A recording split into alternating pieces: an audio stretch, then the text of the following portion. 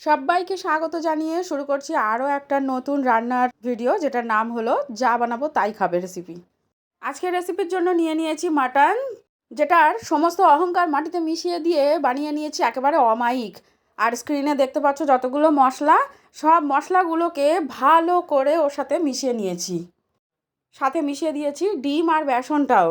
এবারে এগুলোকে আচ্ছা করে মাখিয়ে নিয়ে ভালো করে বানিয়ে নিয়েছি মাটনের ল্যাংচা আর লেডিকেনি। সবগুলো ল্যাংচা, লেডিকেনি, ট্যারা, বোচা যা ইচ্ছা বানিয়ে নিয়ে সেগুলোকে ডুবো তেলে ভেজে নিতে হবে। তো আমি এখানে কড়াইতে তেল দিয়ে আস্তে আস্তে ওই ল্যাংচা আর লেডিকেনিগুলো ছেড়ে দিয়েছি। সকলেই যখন একেবারে সোনালি বরণ বউয়ের মতো রং ধারণ করেছে, তখন একটা একটা করে ওগুলোকে তুলে নিয়েছি। এখন একেবারেই উদারতা না দেখিয়ে সেই তেলটাকে ঢেলে নিয়েছি আমার রান্নার পাত্রে।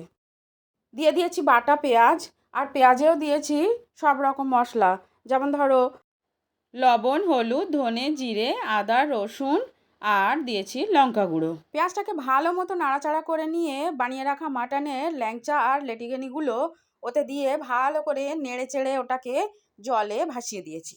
এখন এই জলটা একটু কমে আসলে এতে দিয়ে দিয়েছি ফেটিয়ে রাখা দই।